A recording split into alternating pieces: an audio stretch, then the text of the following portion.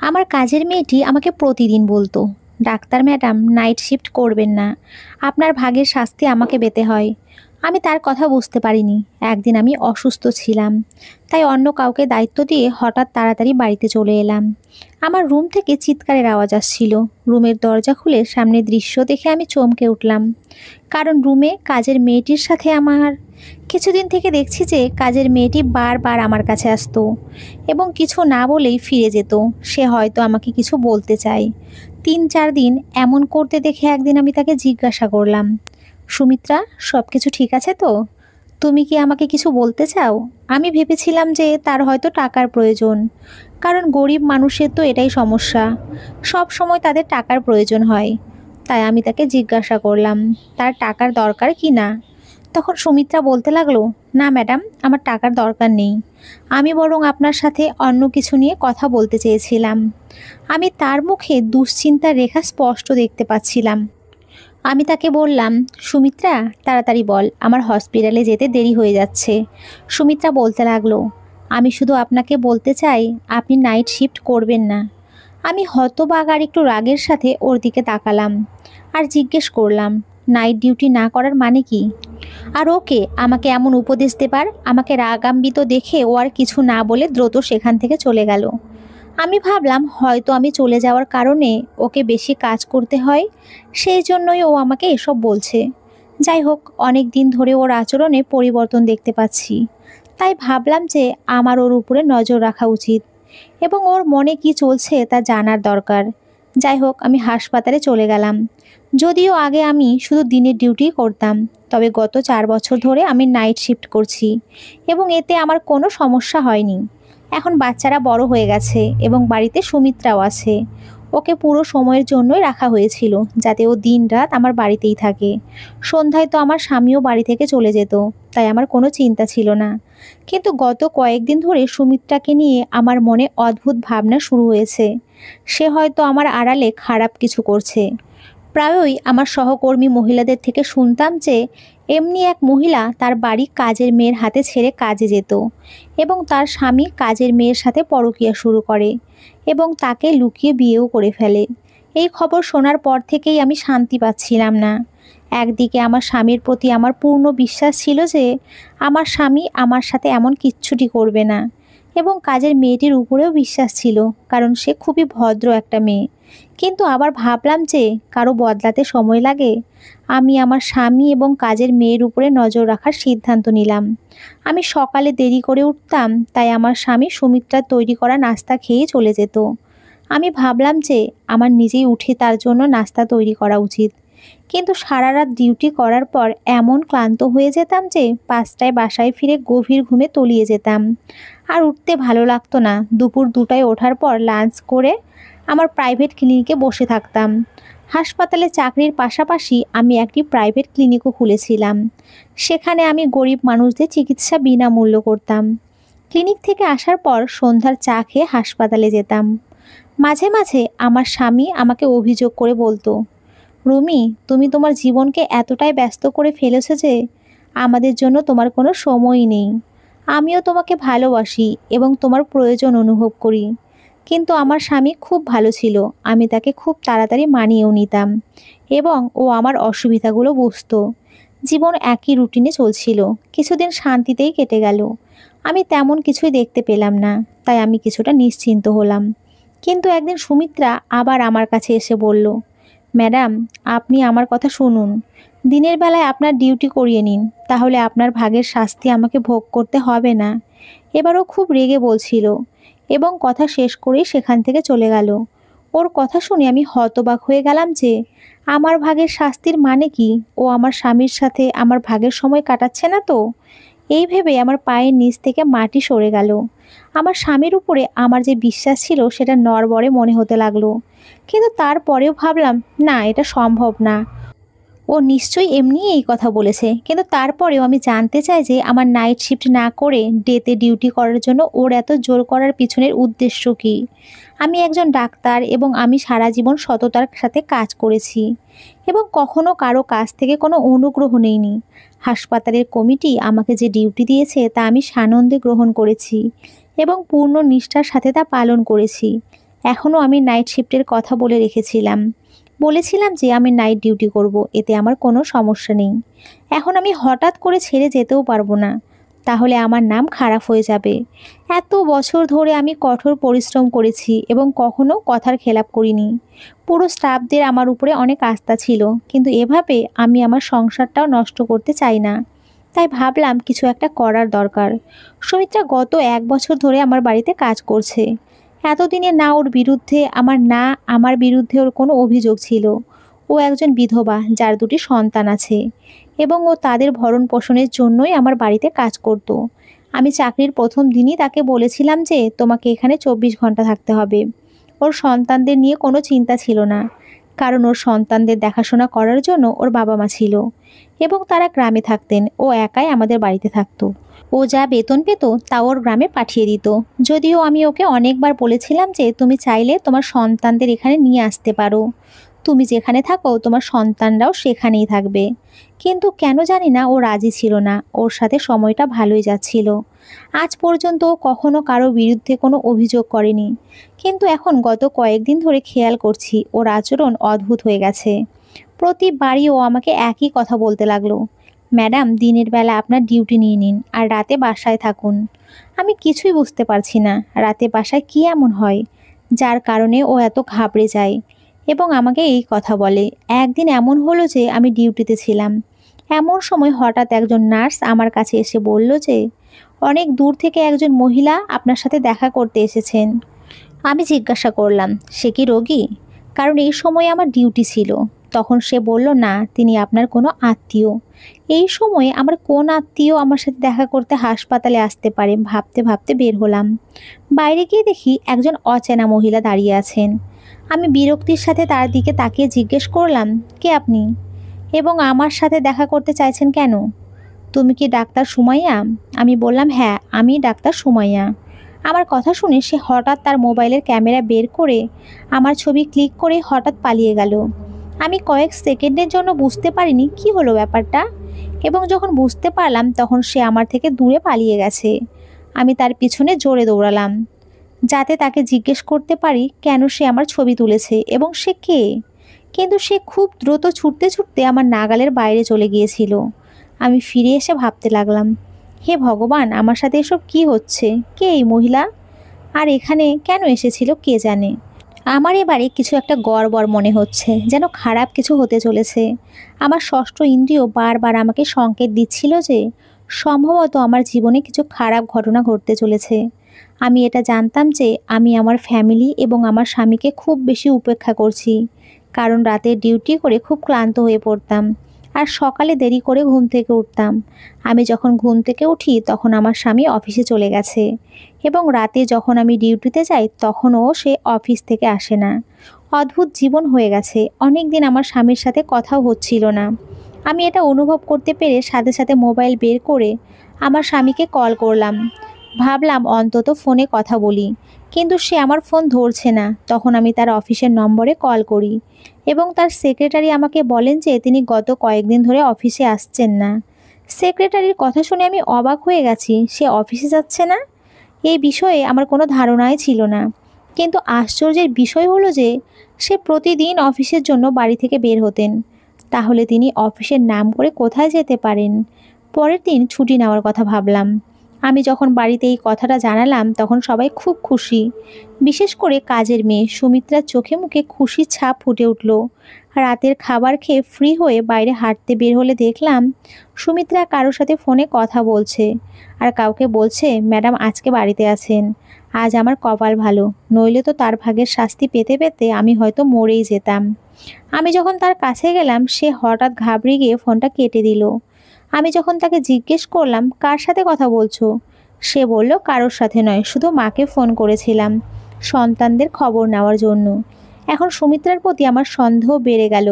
হয়তো সে কোনো ঘোর পাকাচ্ছে অথবা আমার কাছ থেকে বড় কিছু লুকোচ্ছে।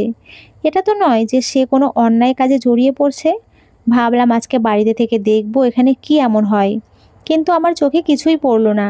সবাই আরামে শুয়ে পড়লো। আমার ছুটির কথা শুনে আমার স্বামী খুব খুশি হয়ে বললেন, কতদিন হয়ে গেল আমরা একসাথে সময় কাটানোর সুযোগ পাইনি। আমিও বুঝতে চেষ্টা করলাম সে কি সত্যিই খুশি নাকি শুধু খুশির ভান করছে। আমি সন্দেহের চোখে তার দিকে তাকালাম যে এটা সম্ভব কিনা যে আমি বাড়ি ছাড়ার পরে তার এবং কাজের মেয়েটির মধ্যে কোনো সম্পর্ক আছে কিনা। সেই জন্য মেয়েটি আমাকে বলে যে আপনি বাড়িতে থাকুন, আমার একটি মেয়ে এবং একটি ছেলে আছে। মেয়েটি কলেজে পড়ে এবং ছেলেটি ছোট ছিল এবং সে স্কুলে যেত। বাড়িতে আমরা এই কয়জনই ছিলাম, তাই আমার ধারণা ছিল বাড়িতে শুধু একটা কাজের মেয়ে যথেষ্ট। তাই সুমিত্রা ছাড়া আর কাউকে কাজে নেওয়ার কথা ভাবিনি। আমি এক দুইবার পরিবারের সদস্যদের অন্য কাজের মেয়ে নেওয়ার কথাও বলেছিলাম। তখন সবাই সুমিত্রার অনেক প্রশংসা করে বলতো যে ও একা থাকলেও আমাদের কোনো সমস্যা হয় না, তাহলে অন্য কাজের মেয়ে নেওয়ার কী দরকার। আমিও শুনে স্বস্তি পেলাম। কিন্তু গত কয়েকদিন ধরে আমি লক্ষ্য করছিলাম যে সুমিত্রা আর আমার মেয়ে রিয়া একে অপরের সাথে আরও বেশি ঘনিষ্ঠ হতে শুরু করেছে। রিয়া সারাক্ষণ সুমিত্রার আশেপাশে থাকতো, কখনো তার কোমর ঘেঁষে দাঁড়িয়ে তো কখনো তার গালে আদর করে দিত। এটা দেখে আমার অদ্ভুত লাগতো যে কেন ও সুমিত্রাকে এত ভালোবাসতে শুরু করলো। আমি এটাও দেখছিলাম যে রিয়া সুমিত্রার কাছাকাছি যাওয়ার চেষ্টা করত, সুমিত্রাকে কাছে পাওয়ার চেষ্টা করত, তাকে আদর করার চেষ্টা করত, কিন্তু সুমিত্রা তার কাছ থেকে পালিয়ে বেড়াতো। সেদিন আমি সারা দিন এবং সারা রাত বাড়িতে থেকে দেখেছি, এমনকি হাসপাতালেও যাইনি এবং ক্লিনিকেও বসিনি।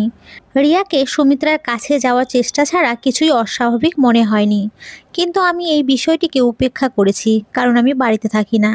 শুধু সুমিত্রা বাড়িতে থাকে, তাই সে হয়তো সুমিত্রার সাথে মিলেমিশে থাকে বা অন্য কিছু। আমি বাড়িতে থেকে দেখেছি, কিন্তু সেরকম কিছুই ছিল না। আমি এখন ভেতরে ভেতরে রেগে গেলাম যে সুমিত্রার এই নাটক কবে শেষ হবে কে জানে। আমি আমার রুটিন অনুযায়ী পরের দিন আবার নাইট ডিউটি শুরু করলাম। 2 দিন পরেই আমি খুব ভোরে উঠলাম, কারণ সন্ধ্যায় আমার এক বন্ধুর জন্মদিনের পার্টিতে যেতে হবে। তাই আমি তার জন্য একটি উপহার নেওয়ার কথা ভেবে বাজারে গেলাম। সেখানে আমাকে এক জায়গায় দাঁড়াতে হয়েছিল, কারণ সামনের দৃশ্যটি আমাকে অবাক করেছিল। কারণ আমার স্বামী হাসপাতালের ভেতরে যাচ্ছিল। কেন ওকে হাসপাতালে যেতে হবে? ও একেবারেই ঠিক আছে, ওর কোনো সমস্যা নেই।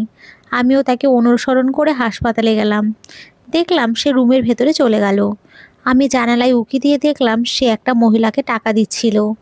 তাকে আমি চিনতে পারিনি, কারণ তার পিঠ আমার দিকে ছিল। মহিলাকে টাকা দিয়ে তার সাথে হাত মিলিয়ে আমার স্বামী দ্রুত বেরিয়ে গেল। এরপর মহিলাটি কাউকে ডাকলো এবং কিছুক্ষণ পর যে মহিলাটি এলো তাকে দেখে আমি চোখের পলক ফেলতেই ভুলে গিয়েছিলাম। সেই মেয়েটি আর কেউ নয়, আমার কাজের মেয়ে সুমিত্রা। মহিলাটি সুমিত্রাকে কিছু টাকা দিল, সুমিত্রা তাকে ধন্যবাদ জানিয়ে সেখান থেকে চলে গেল। আমি বুঝতে পারছি না এসব কি হচ্ছে। আমার স্বামী প্রথমে এক অজানা মহিলাকে টাকা দিল, তারপর সেই অজানা মহিলাটি আমার স্বামীর দেওয়া টাকা থেকে কিছু টাকা সুমিত্রাকে দিল। অবশেষে মহিলাটি যখন আমার দিকে মুখ ঘোরালো, আমি তো স্তব্ধ হয়ে গেলাম। আমি কিভাবে সেই মহিলাকে ভুলতে পারি? এতদিন পার হওয়ার পরেও তার মুখটি আমার মনের মতো আঁকা হয়েছিল। এই সেই একই মহিলা যে সেদিন আমার ছবি তুলে পালিয়ে গিয়েছিল। আমার স্বামীর সাথে এর কী সম্পর্ক? আমি ভাবলাম তাকে গিয়ে জিজ্ঞেস করব। কিন্তু এরপরে আর একজন লোক এসে সেই মহিলার সাথে হাত মিলিয়ে দুজনে সেখান থেকে চলে গেল। এসব দেখে আমি নিশ্চিন্ত হলাম যে আমার বিরুদ্ধে কোনো গভীর ষড়যন্ত্র করা হচ্ছে এবং এতে আমার স্বামী ও আমার কাজের মেয়ে সৌমিত্রাও জড়িত। আমি সিদ্ধান্ত নিলাম যে আজ আমি দুজনকে হাতে নাতে ধরব। রাতে আমি যখন নাইট ডিউটিতে যাচ্ছিলাম, তখন আমার স্বামীও বাসায় এসে আমাকে বলল, চলো আমিও তোমার সাথে যাব, কিছু জরুরি কাজে শহরের বাইরে যেতে হবে। আমি চিন্তায় পড়ে গেলাম যে ও যদি বাড়ির বাইরে থাকে তাহলে কিভাবে আমি ওদের হাতে নাতে ধরবো। হাসপাতালে গিয়েও ভাবতে ভাবতে আমার মাথা ফেটে যেতে লাগলো। মাথায় প্রচণ্ড ব্যথা শুরু হলো। সার্জেন্ট ডাক্তার রাউন্ডে এসে আমার অবস্থা দেখে বললেন, আমার মনে হয় না তুমি রাতে ডিউটি করতে পারবে, তোমার বাড়িতে ফিরে যাওয়া উচিত। আমার এমন প্রচণ্ড মাথা ব্যথা ছিল যে আমারও মনে হয়েছিল যে আমি এখানে আর থাকতে পারবো না, নইলে আমার শরীর খারাপ হবে। আমি আমার জায়গায় অন্য একজন ডাক্তারকে ডিউটি দিয়ে এবং আমি বাড়িতে না জানিয়ে চলে এলাম। রাতে হঠাৎ করে কখনো বাসায় আসেনি, দরজা বন্ধ ছিল। ভাবলাম ওদের ঘুম থেকে ওঠানোর চেয়ে চাবি দিয়ে দরজা খুললেই ভালো হবে। ভেতরে ঢুকতেই বুঝলাম আমার স্বামী হয়তো এখনও বাড়িতে ফেরেননি, কারণ তার গাড়ি ছিল না। আমি আমার রুমের দিকে যেতে শুরু করেছিলাম, এমন সময় হঠাৎ চিৎকারের আওয়াজ পেলাম, উপর থেকে শব্দ আসছে। দৌড়াতে লাগলাম। আমি যখন দৌড়ে উপরে গেলাম তখন আমার ছোট মেয়ের ঘর থেকে চিৎকারের আওয়াজ আসছে। আমি এগিয়ে গিয়ে সাথে সাথে দরজা খুললাম। সামনে দৃশ্যটা দেখে আমার নিজেরই চিৎকার বেরিয়ে গেল, কারণ এটা সেই দৃশ্য যা আমার আত্মাকে নাড়া দিয়ে দেয়। আমি দেখলাম আমার মেয়ে সুমিত্রাকে বাজেভাবে মারছে আর সুমিত্রা গলা ছেড়ে চিৎকার করছে। এগিয়ে গিয়ে ওকে সরিয়ে দিলাম। আমাকে দেখেও বিরক্ত হয়ে গেল। এদিকে আমাকে দেখে সুমিত্রা তাড়াতাড়ি আমার পেছনে লুকিয়ে বলল, এই জন্যই তো আপনাকে নাইট শিফট করতে না বলতাম, কারণ আপনি চলে যাওয়ার পর আমার সাথে এটাই ঘটে, এবং এটা আজ থেকে নয়, অনেক দিন ধরে এমন হচ্ছে। আমি আমার মেয়ের দিকে রাগী চোখে তাকিয়ে জিজ্ঞেস করলাম, তুমি সুমিত্রাকে মারছো কেন? ও এমন কি করেছে যে তুমি ওকে মারছিলে? আমার মেয়ে এগিয়ে এসে খারাপভাবে আমাকে একটি কঠিন ধাক্কা দিল। ও বলল, তুমি মা মেয়ের মতো কথা বলবে না। তুমি যেই হও না কেন এখান থেকে চলে যাও। তার অবস্থা অদ্ভুত লাগছিল। আমি হতভম্ব হয়ে আমার মেয়ের দিকে তাকিয়েছিলাম। সে এসব কি বলছে? আমি বললাম, কি বলছো তুমি? আমি তোমার মা। আমার মনে হচ্ছিল ওর হুঁশ জ্ঞান নেই। এদিকে সুমিত্রা খুব ভয়ে ছিল, অন্যদিকে রিয়ার অবস্থাও খারাপ হতে থাকে। ওর আগের বসে সেই ঘরের জিনিসপত্র এদিক ওদিক ছুঁড়ে মারতে থাকে। আমি ভাবলাম ও হয়তো নিজেরই ক্ষতি করে বসবে। আমি তাড়াতাড়ি ব্যাগ থেকে আমার সাথে থাকা একটা ঘুমের ইঞ্জেকশন নিয়ে রিয়াকে দিলাম। সে বিছানায় শুয়ে শান্তিতে ঘুমিয়ে গেল। ওর এই অবস্থা দেখে খুব মন খারাপ হয়ে গেল। সুমিত্রা দূরে দাঁড়িয়েছিল। আমি বুঝতে পারছিলাম না কি হচ্ছে এসব। আমি জিজ্ঞেস করলাম, এসব কি আর কবে থেকে হচ্ছে? আর তুমি আমাকে বলনি কেন? তখন সে বলল, আপনি আমার সাথে এলে আমি আপনাকে সব বলবো। আমি মেয়ের দিকে তাকিয়ে ভাবছিলাম, কি হচ্ছে, কেন হচ্ছে? ও আমাকে চিনতে পারছে না কেন? সুমিত্রা রুম থেকে দৌড়ে বের হয়ে গেল, যেন এখানে 1 মিনিটের জন্য থামলেও রিয়া তাকে আবার ধরবে।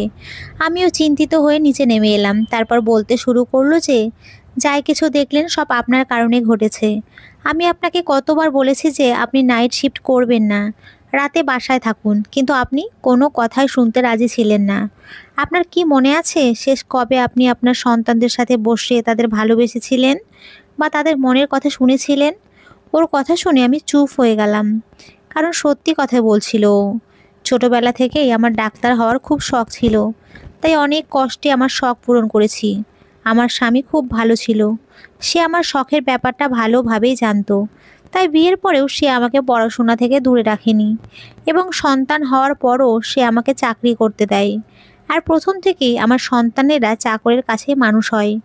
আমিও সন্তানদের সময় দেওয়ার যথাসাধ্য চেষ্টা করতাম, কিন্তু আমি একজন ডাক্তার, আমাকে অনেক দায়িত্ব পালন করতে হতো, এবং আমার বেশিরভাগ সময় হাসপাতালেই কাটতো। কিন্তু তা সত্ত্বেও আমি সব সময় আমার সন্তানদের ভালো যত্ন এবং ভালো শিক্ষা দেওয়ার চেষ্টা করেছি।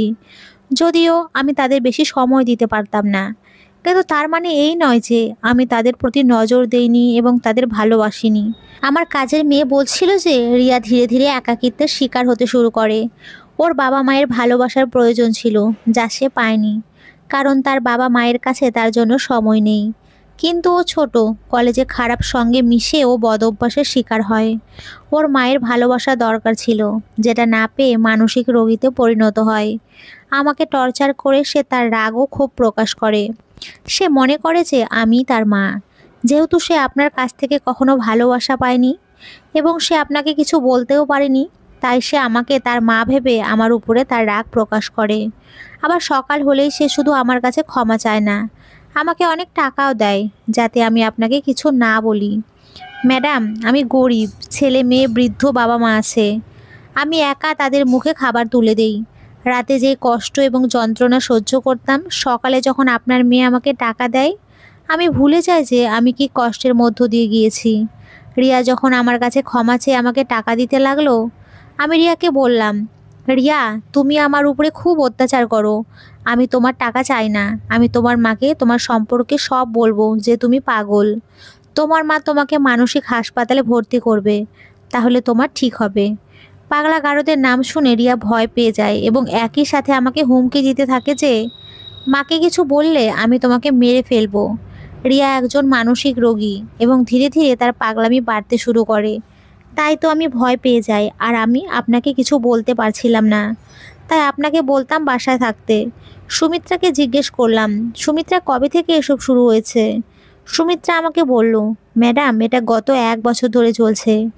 আমার প্রতি রিয়ার আচরণ কখনো জলের মতো, কখনো সে আমার সাথে ঝগড়া করে, ভালোবাসার জন্য জেদ করে, আবার কখনো সে তার সমস্ত রাগ আমার উপরে খাটায়। কখনো কখনো সে তার পছন্দের খাবার আমার হাতে খাওয়ার জন্য জেদ করে। একটি মেয়ে তার মায়ের কাছে যা চায়, সে আমাকে তার মা হওয়ার নাটক করতে বলতো এবং ওকে সেই সমস্ত সুখ দিতে বলতো যা একজন মা তার সন্তানকে করে। আমি যখন তার জেদ পূরণ করতে অস্বীকার করি তখন সে রাগে পাগল হয়ে যায় এবং আমাকে মারতে থাকে। সুমিত্রার কথা শুনে আমি এখন বুঝতে পেরেছি যে সুমিত্রা কেন বলতো, ম্যাডাম আপনার শাস্তি আমাকে ভোগ করতে হবে না, কারণ সেই সমস্ত শাস্তি সম্ভবত আমার জন্যই ছিল, যা আমার মেয়ে সুমিত্রার উপরে প্রকাশ করত। এমনকি কল্পনাও করতে পারিনি যে এইসব আমার সন্তানদের সাথে হচ্ছে। কিন্তু সেদিন আমার স্বামী সেই মহিলাটির সাথে কি প্ল্যান ছিল যে আমার ছবি তুলেছিল, এটা সুমিত্রা ছাড়া আর কেউ বলতে পারবে না। আমি সাথে সাথে ওকে জিজ্ঞেস করলাম এবং ও বলল, ম্যাডাম আপনি আমার কথা শুনতেন না, তাই আপনার মেয়ের অবস্থা আমি আপনার স্বামীকে বলি। তিনি একজন ডাক্তারের সাথে কথা বলে তার মেয়ের অবস্থা সম্পর্কে সম্পূর্ণ তথ্য পান। ডাক্তারের সাথে কথা বলেন এবং ডাক্তারকে অনুরোধ করেন যে কোনোভাবে মেয়েকে সুস্থ করে তোলার জন্য।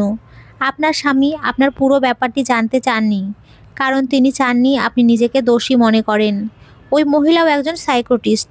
আপনার স্বামী হাত জোড় করে সাইকোটিস্টকে অনুরোধ করেছিলেন যে আমার স্ত্রী যেন এই বিষয়ে কিছুই না জানে। সেও একজন ডাক্তার এবং দিনরাত মানুষের সেবা করে। আপনার স্বামী বলেন, আমি চাই আমার স্ত্রী এসব জানার আগে মেয়ে যেন ঠিক হয়ে যায়। সেই ডাক্তার আপনার হাসপাতালের ঠিকানা নিয়েছিলেন এবং সেদিন আপনার স্বামী সেই ডাক্তারকে তার ফি দিচ্ছিলেন। আমি ডাক্তারকে সাহায্য করতাম, যখনই তিনি আমাকে তার ক্লিনিকে ডাকতেন আমি যেতাম এবং তিনি আমাকে আপনার মেয়ে সম্পর্কে প্রশ্ন করতেন আর আমি উত্তর দিতাম, তাই তিনি আমাকে সেদিন কিছু টাকাও দিয়েছিলেন। আপনি সেদিনই আমাদের দেখেছিলেন, আমাকে বলেছিলেন যে সে আমার মালকিনের কিছু ছবি তুলেছেন।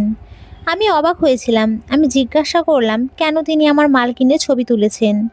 তখন ডাক্তার বললেন, কারণ আমি তোমার মালকিনের মনে সন্দেহ প্রবেশ করতে চেয়েছিলাম, কারণ সে সন্দেহ করবে তাই সে তার বাড়ির দিকে মনোযোগ দেবে এবং বাচ্চাদের দিকেও মনোযোগ দেবে। সে অনুভব করবে যে আমার বাড়িতে অবশ্যই কিছু ষড়যন্ত্র হচ্ছে এবং সে তার বাড়ির দিকে মনোযোগ দিতে শুরু করবে। আমি তোমার মালকিনকে কিছু বলতে পারছি না, কারণ তোমার মালিক আমাকে কিছু বলতে নিষেধ করেছে। তবে সন্দেহে পড়ে তিনি অন্তত তার বাচ্চাদের দিকে কিছুটা মনোযোগ দেবেন। সুমিত্রার সব কথা শুনে আমি সব কিছু বুঝতে পেরেছিলাম। লজ্জায় আমার মাথা নিচু হয়ে গেছিল। শখের তাড়নায় আমি আমার সন্তান ও আমার পরিবারকে উপেক্ষা করেছি। আমার দুটি সন্তান ছিল, কিন্তু তারা কিভাবে বড় হয়েছে কিছুই জানতাম না। আমার বাচ্চার প্রথম থেকেই আত্মমগ্ন ছিল এবং আমি তাদের দিকে কখনোই সেভাবে মনোযোগ দেইনি, কারণ আমি কি জানতাম যে এর এই পরিণতি হতে পারে। এখন আমি বুঝতে পেরেছি যে আমার বাবা মায়েরা আমাদের ক্যারিয়ার নিয়ে এতটা পাগল হওয়া উচিত নয় যে আমরা আমাদের সন্তানদের অবহেলা করব। আমার স্বামী আমাকে খুবই ভালোবাসতেন, তাই তিনি চাননি যে আমি আত্মগ্লানিতে ভুগি, তাই পুরো বিষয়টি নিজেই হ্যান্ডেল করতে চেয়েছিলেন। কিন্তু আমি এখন বুঝতে পেরেছি যে ডাক্তার ছাড়াও আমাকেও মায়ের ভূমিকা পালন করতে হবে। আমি কয়েকদিনের জন্য ছুটি নিয়েছিলাম যাতে আমি বাড়িতে আমার বাচ্চাদের সাথে সময় কাটাতে পারি। আমরা সবাই মিলে আমার মেয়েকে সুস্থ করেছি আর তারপর থেকে দিনে ডিউটি করতে লাগলাম। বন্ধুরা, আমাদের এই গল্পটি যদি ভালো লেগে থাকে তাহলে অবশ্যই একটি লাইক দিও। তোমরা সকলে খুব ভালো থেকো, সুস্থ থেকো। সকলকে অসংখ্য ধন্যবাদ। নমস্কার বন্ধুরা, খুব ভালো থেকো।